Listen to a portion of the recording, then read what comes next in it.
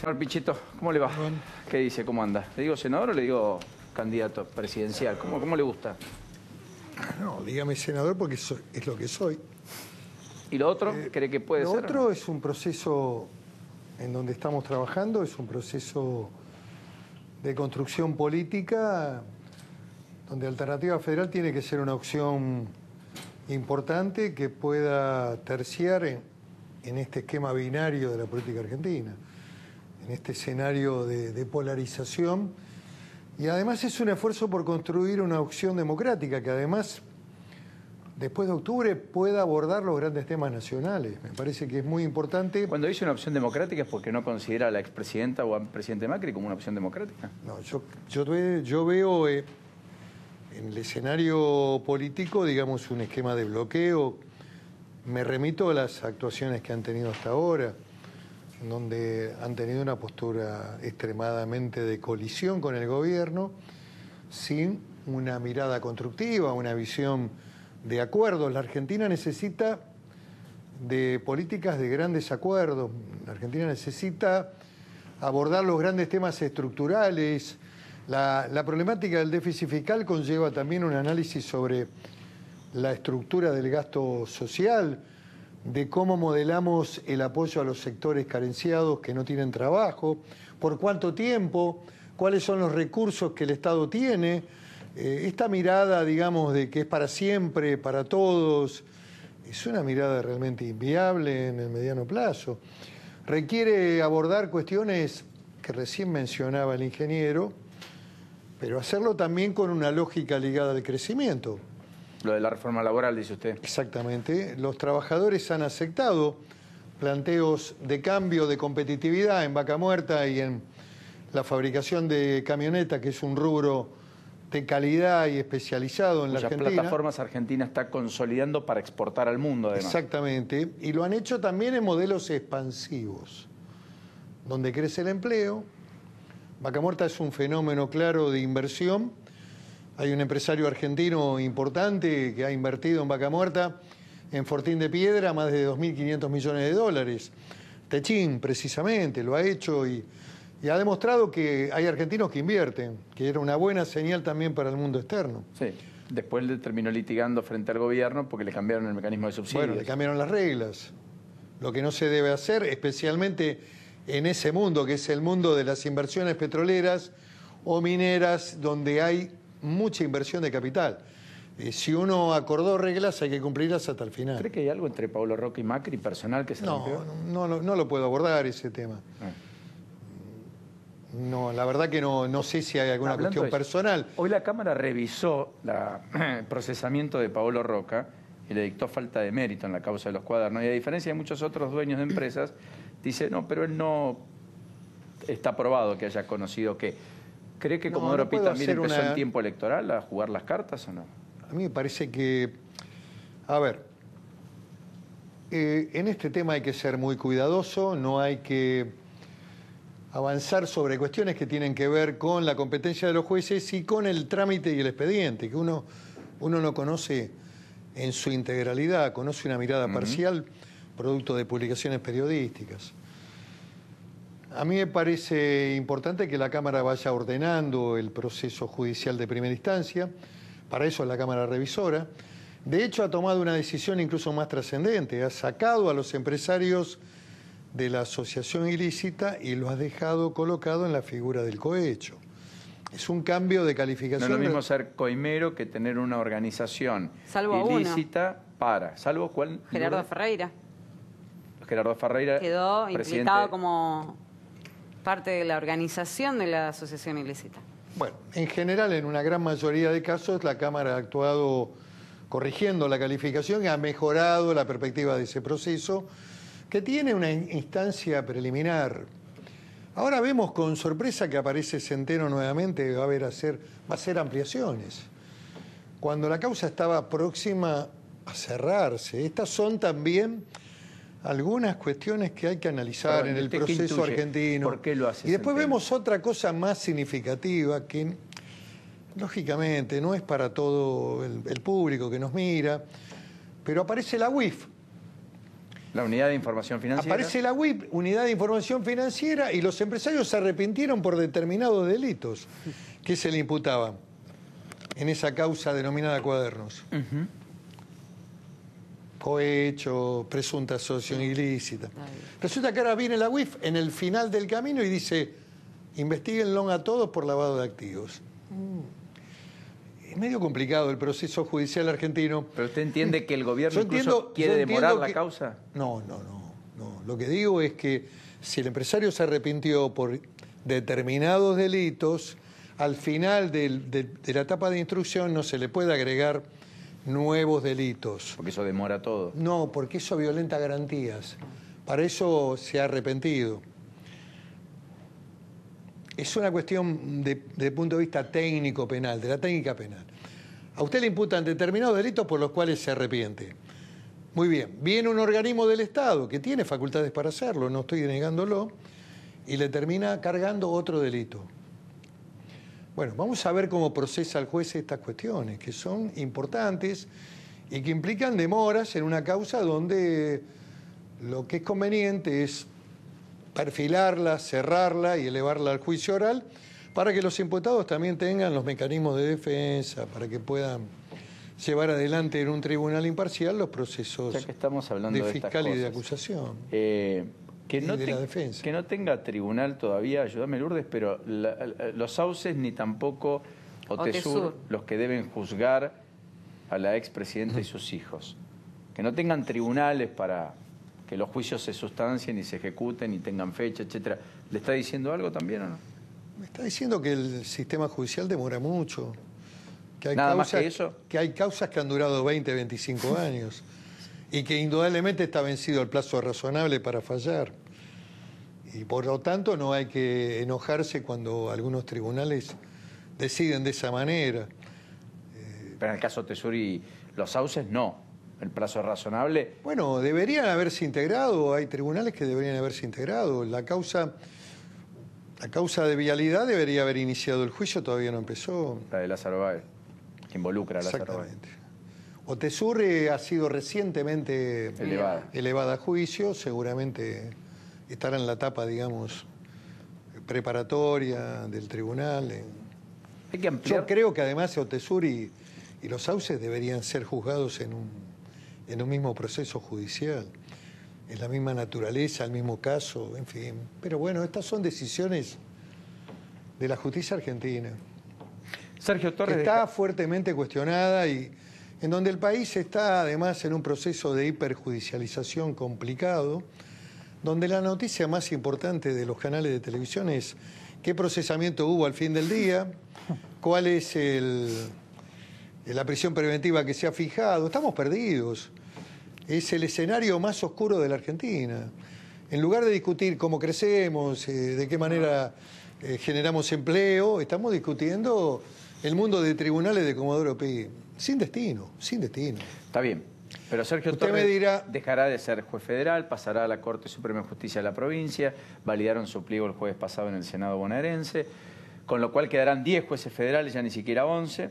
La pregunta es, ¿hay que atomizar más Comodoro Pi para darle más celeridad? ¿Hay que poner más jueces? ¿Hay que hacer una reforma ahí? Porque es una decisión es de política de Estado, que indudablemente la valoración la tiene que hacer el presidente y el gobierno. Si gobierno. usted fuera presidente, ¿qué haría?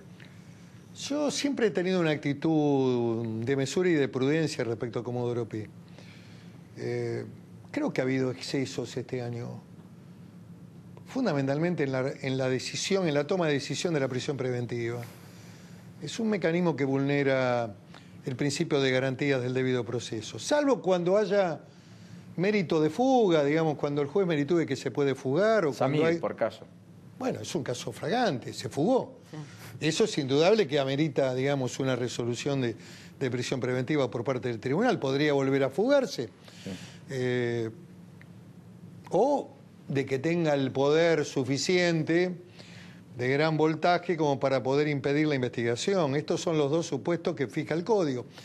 Habría que delimitar más claramente para que no haya interpretaciones como hizo la Cámara Federal en el sistema federal en la Argentina. Me parece que los excesos en este mundo circular después se pagan, digamos, en términos de que son garantías de los ciudadanos, no van para uno o para otro, va para todos.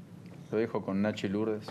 ¿Se anima? ¿Qué tal? ¿Cómo no? ¿Cómo estás, Miguel? ¿Qué tal, Nacho? Te quería consultar porque hay sectores filo-kirchneristas, no digo el entorno de la expresidenta, pero sí que adhieren al kirchnerismo, que dicen si volvemos el Ministerio de la Venganza, prometen expropiaciones masivas, todo lo que no hicieron o lo que no pudieron hacer. ¿Crees que hay margen en la sociedad argentina para eso? Y de ninguna manera. ¿Qué opinas de eso? Yo creo que es otra pavada más de algunos sectores radicalizados que rodean a la expresidenta, que le hacen un daño irreparable. Irreparable. Modelos de izquierda dura radicalizados pierden elecciones. Neuquén, Río Negro es el ejemplo más nítido, más claro. Modelos que además son hiperambientalistas, que están en contra del fracking, del desarrollo petrolero, que se lleva a un dirigente que fue intendente, que tiene una trayectoria, pero que tuvo, digamos, un relato piquetero. Bueno, eso está condenado a tener un piso y un techo limitado, acotado, pero no a ganar. Digamos, son minorías intensas que no ganan elecciones. Lo dice por Río Seco. Lo digo por Río Seco y lo digo por Soria, en Río Negro, donde los dos perdieron. Uno sacó 34, el otro 26, promedio 30.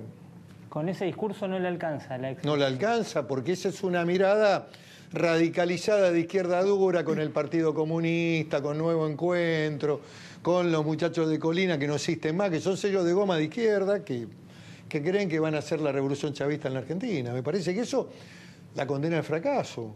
Y además pone en duda otra cosa más importante en la Argentina.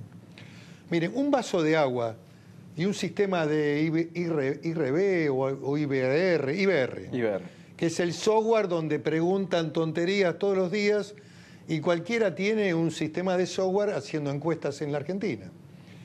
Bueno, no se le niega a nadie, todos tienen una encuesta, todos aducen números y porcentajes que después no condicen con la realidad. Anuncian éxitos que se convierten en fracasos. Bueno, está en la Argentina. Antes el colaborador, el hombre que hacía una encuesta, que en general la hacía en el territorio, que recorría, que hablaba con la gente, con el barrio, era un colaborador del proceso electoral, de la campaña, de un candidato. Hoy son figuras, casi diría, más importantes que el propio candidato. Los periodistas los entrevistan y les preguntan de contenido político, quizás de mucha más importancia que los propios candidatos. Estas son las distorsiones de los sistemas de mediación que hoy intervienen en el proceso democrático, donde indudablemente son instrumentos del proceso electoral ya activamente y gravita.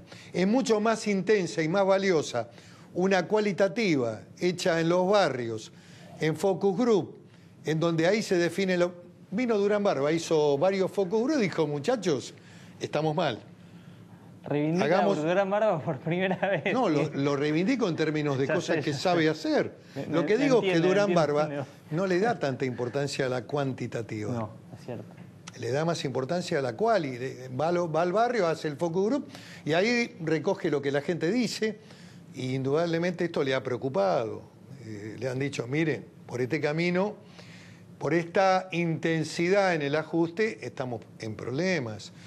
La verdad que tampoco se necesita ser un gran encuestador para saber eso, de lo que está pasando hoy en la temperatura social de la Argentina, donde el hombre que trabaja, el hombre de clase media, el trabajador, los sectores trabajadores, solamente lo que reciben es rigor. Y todos los meses le aumentan el ABL, los impuestos municipales, el inmobiliario, la tarifa de la luz, del gas, del agua, la patente, en la escuela de los chicos.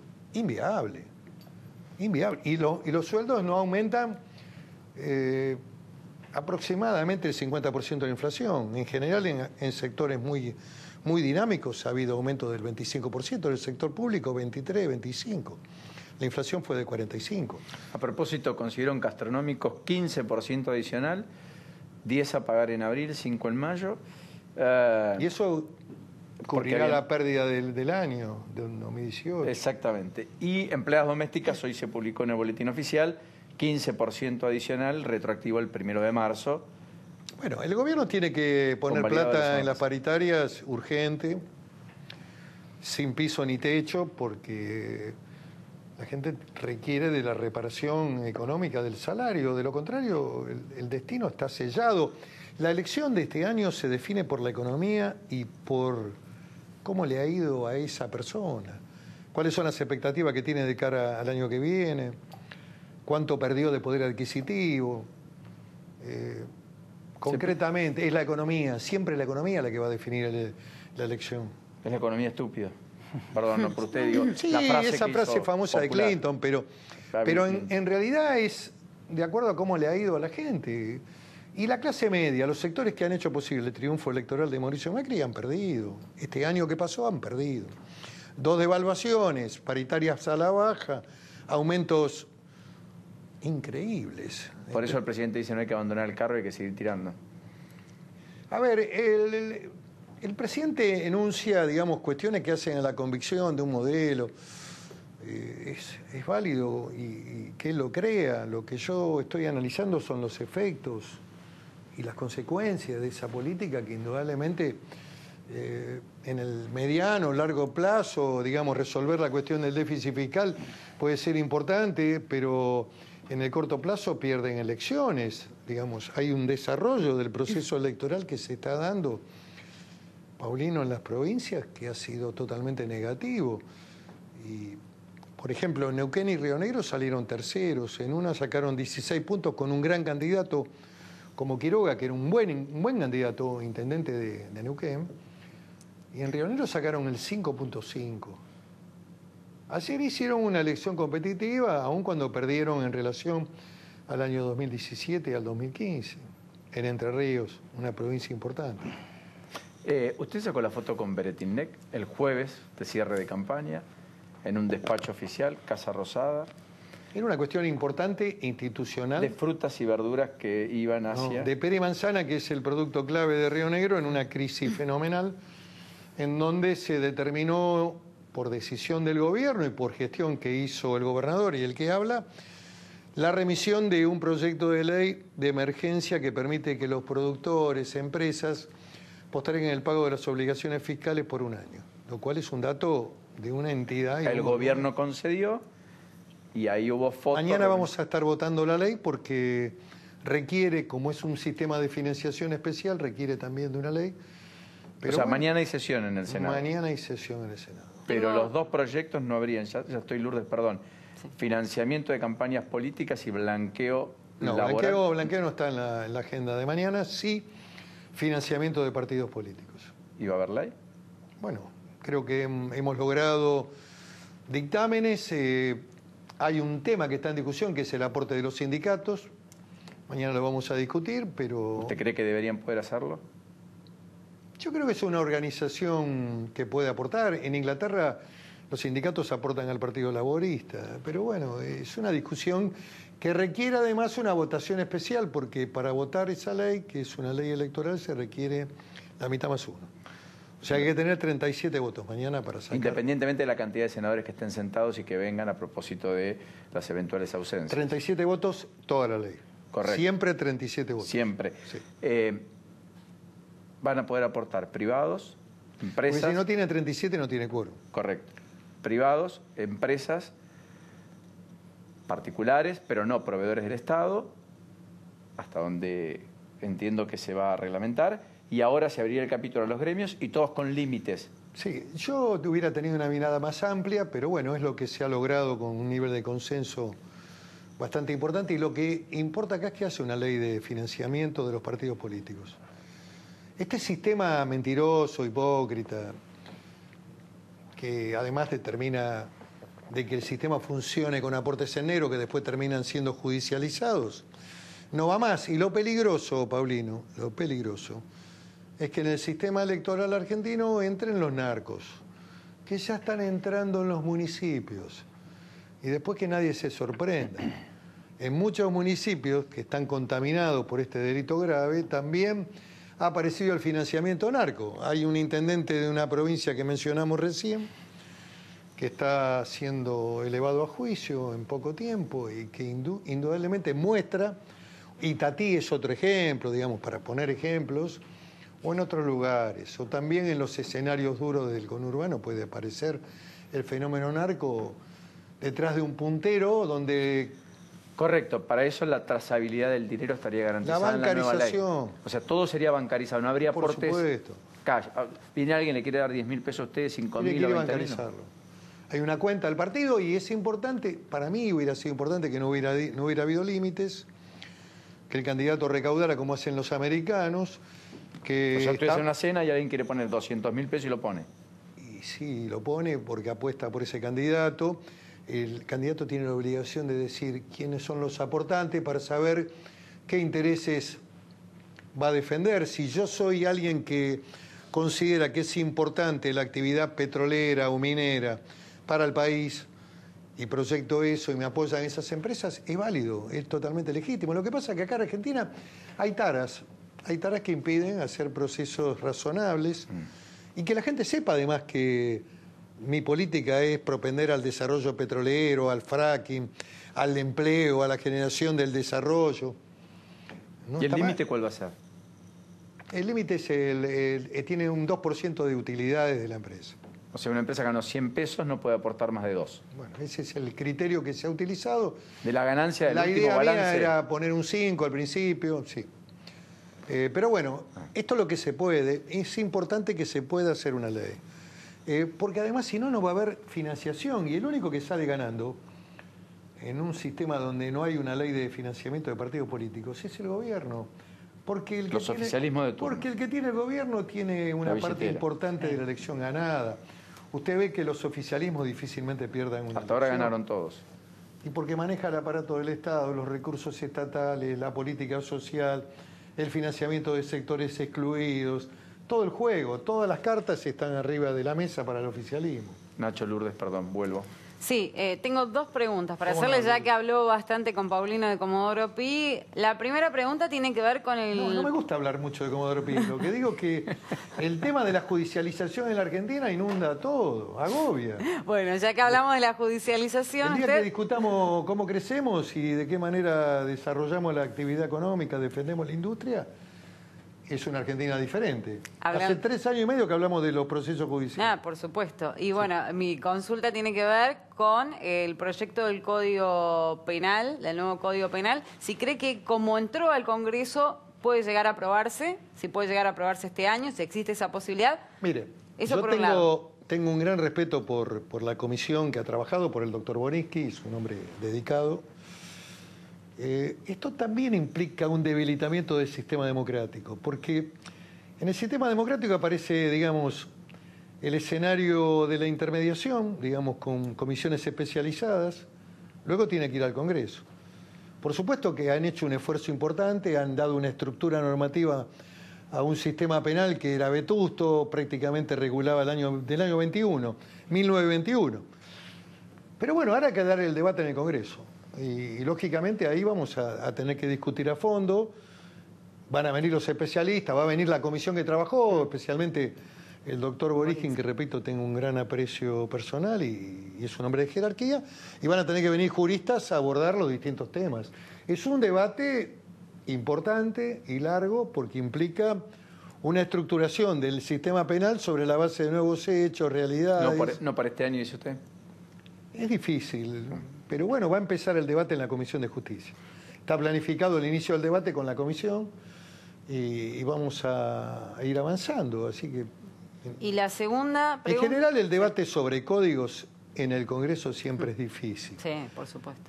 Hay una tendencia a abordarlo a libro cerrado, pero acá hay temáticas nuevas, hay penas nuevas, hay figuras nuevas, hay figuras históricas, pero también hay penas nuevas, en fin, hay un conjunto de temas que va a haber que abordar con los que han trabajado en el equipo de la estructuración del nuevo código, porque el código tiene que tener también una sistematización que los autores han tenido en cuenta. Claro. No puede ser un parche, así que va a ser muy importante hablar con ellos. Y la segunda pregunta tiene que ver con el Consejo de la Magistratura, un órgano que usted está integrando en este momento, y hay 2 jueces en este momento que están siendo investigados por mal desempeño en la función. Uno es Ramos Padilla, el juez, con una denuncia que viene del Gobierno Nacional, y la otra es contra el juez Rodríguez. ¿Cree que pueden avanzar esas causas en el Consejo? Están avanzando en materia probatoria, digamos. Ambas están en manos de consejeros. Una es el consejero Diego Molea, que está a cargo de la instrucción del juez Rodríguez, donde se han requerido todos los elementos de evaluación en términos, digamos, de patrimonio. Se han agotado todas las medidas, se está trabajando, todavía no se ha terminado. Y en el caso de Ramos Padilla está el consejero Tonelli. A priori me parece que es de menor entidad el de Ramos Padilla, pero bueno, veremos cómo evoluciona todo. El otro es un tema de mayor envergadura por la difusión mediática que ha tenido. Vamos a ver, porque ahí hay una causa, digamos, penal también que está investigándose, sí, que es la figura del cohecho, que fue denunciado por una arrepentida. Carolina Pochetti, la viuda de Daniel Muñoz.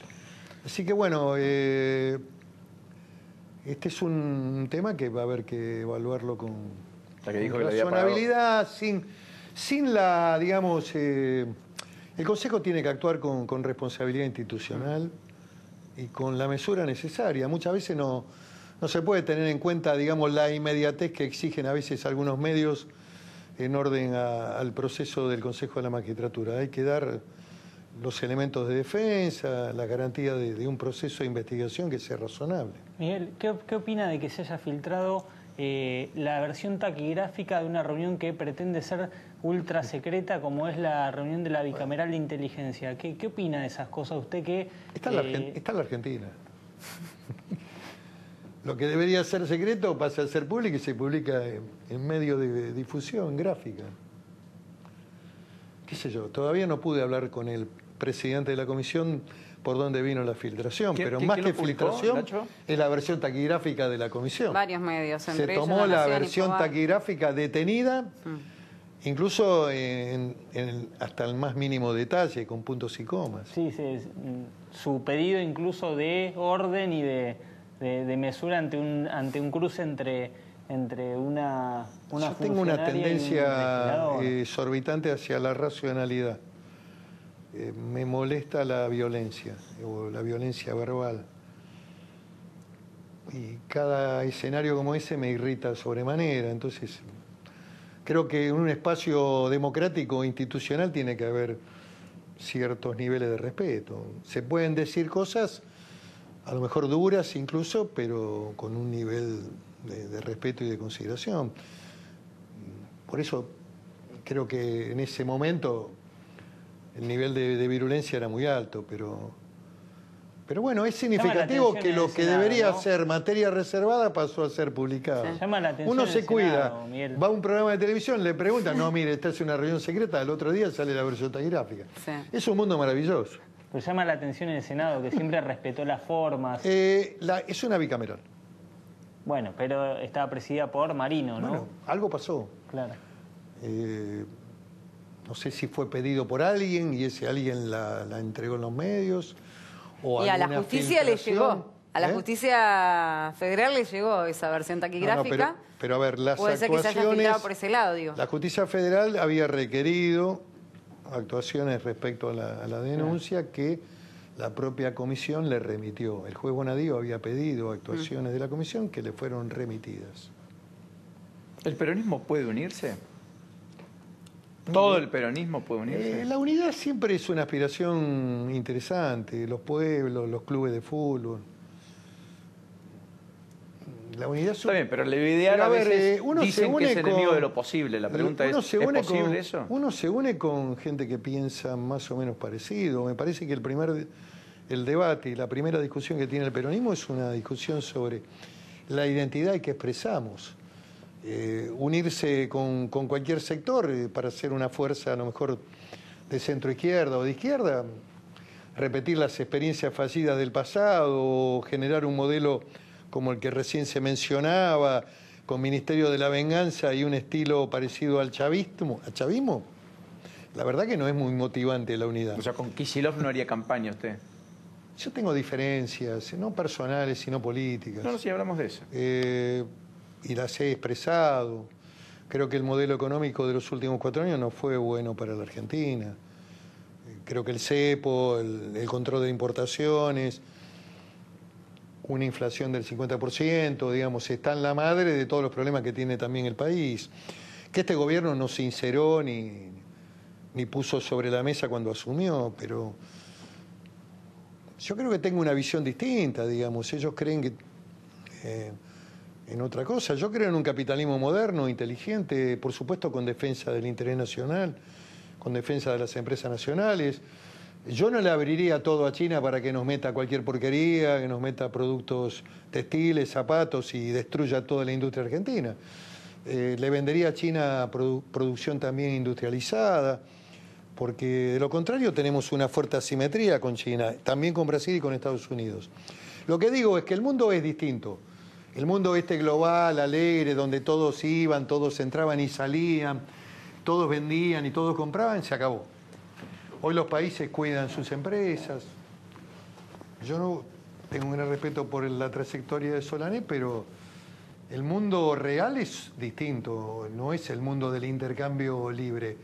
Después del Brexit, las economías también, los países importantes cuidan a sus empresas nacionales. Trump ha definido claramente un interés, es el interés de los americanos, es el interés de Estados Unidos.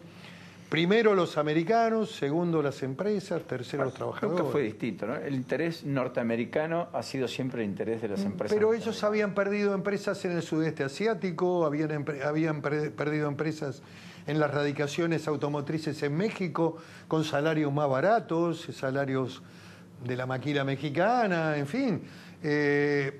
La política de Trump es una política de crecimiento expansivo y de que vuelvan a Estados Unidos y no van a tener un... ¿Y usted se refleja en Trump? No, yo no me reflejo en Trump. No, pero digo, pero tomaría cosas de Trump. No, lo que digo es aspecto. que el que no conoce y no mira el mundo, cómo funciona, no puede entender la política nacional. Si uno no entiende qué está pasando en el mundo hoy, especialmente también con los esquemas migrantes pobres que ingresan del África, Italia, Europa, y bueno, el mundo se está cerrando. Es un mundo más egoísta y mucho más duro, pero es el mundo real. No me gusta ese mundo, es menos humanista, pero es el mundo real. ¿Usted también renegociaría el acuerdo con el fondo si es presidente? ¿O cree que hay que renegociarlo independientemente de...? Yo lo que creo que hay que tratar de cumplir con las obligaciones porque son obligaciones del Estado. Y porque el peor mensaje es decir que no hay que pagar, el peor mensaje para la Argentina es decir que los muertos no pagan. Todo ese discurso es un discurso que lo que hace es perder confianza y coloca a la Argentina al borde de un nuevo default. Yo creo que la Argentina, si crece su Producto Bruto, que en realidad en el último año hemos perdido casi más del 20%, era un Producto Bruto de 580.000 millones, hoy estamos en cerca de 400.000. Si Argentina crece, si se expande la economía, si logramos una multiplicidad de exportaciones, si abrimos mercado, la Argentina tiene salida. La Argentina no es la Argentina oscura del conurbano bonaerense, de las villas, de los pobres, la ideología del pobrismo. La Argentina tiene destino, la Argentina es una Argentina potente que produce, que tiene petróleo, que tiene gas, que tiene recursos naturales, que tiene energía, que produce en el sector agropecuario, que puede ser un país que exporte fuertemente. La apuesta es al trabajo, a la industria, hay que tener un plan industrial. De eso tenemos que discutir, ¿no? De los pobres, de los planes, de los plancitos, de cómo hacemos para que los planes sean para toda la vida. El plan no es para un año, para un tiempo. Presidente, no es más que un año. Pero por supuesto, lógicamente que pondría en marcha un proyecto productivo para la Argentina. Bajaría impuestos fuertemente. Por supuesto, los que invierten en la Argentina y generan empleo tienen que tener menos carga impositiva. De lo contrario, ¿quién va a venir a invertir en la Argentina? O sea, bajaría el gasto público recortando subsidios, recortando programas sociales, creando empleo genuino, bajando impuestos. Por supuesto que lo haría con un marco de gradualidad y de responsabilidad. Está bien, pero su gradualismo sería ese, no otro. Pero es insostenible en el mediano plazo. Nadie quiere afrontar este debate con seriedad.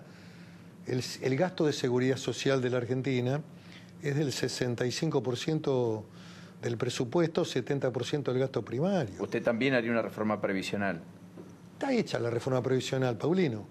Los brasileños se llenan la boca de que van a hacer una reforma previsional y van a poner la edad jubilatoria en 65 años y en 62 la mujer. Está hecha en la Argentina. Y 25 años de aportes obligatorios. Bueno, acá tenemos requieren 30. Acá tenemos 30.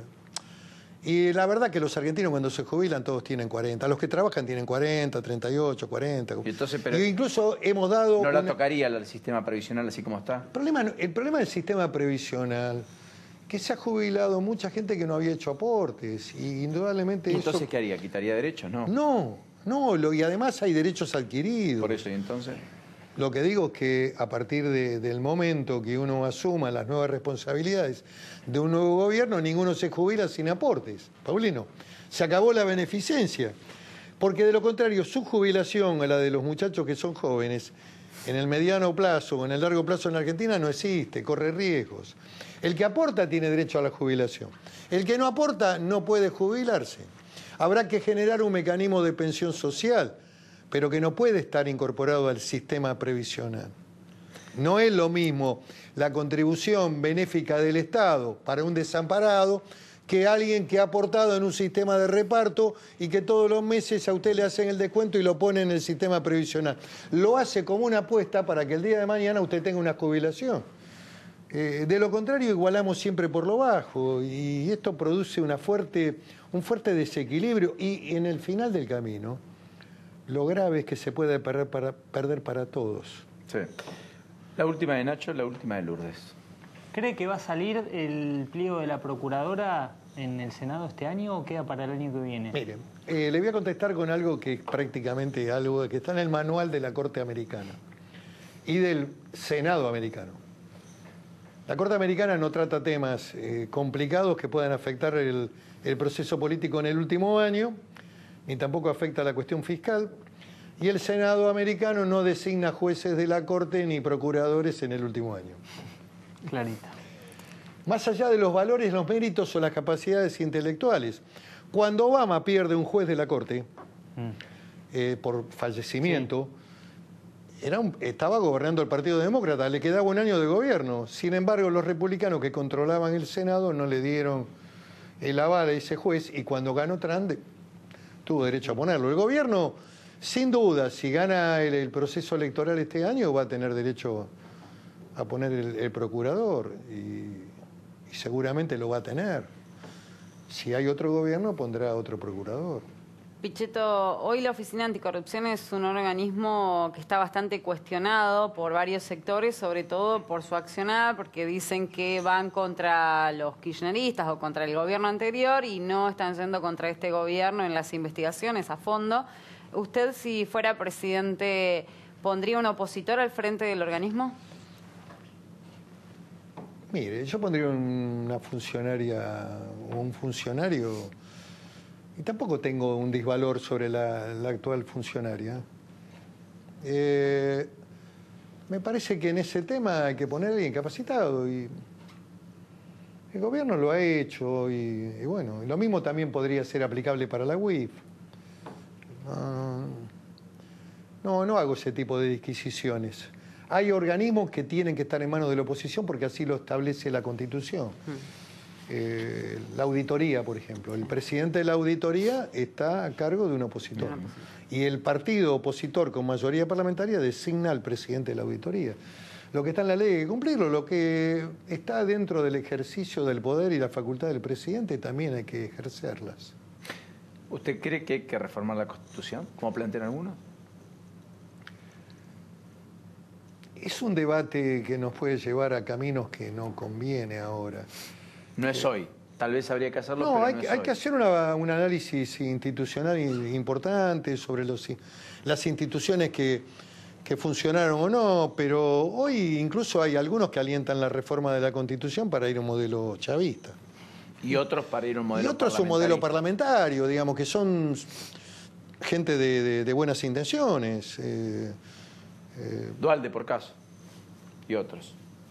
Bueno, el doctor Duhalde lo hace sobre la base de su experiencia, Paulino, porque Sí, claro. el gobierno de crisis del 2001 fue un gobierno casi de corte parlamentario. A mí me tocaba ir como presidente de bloque a la mesa de Olivos a discutir todos los temas.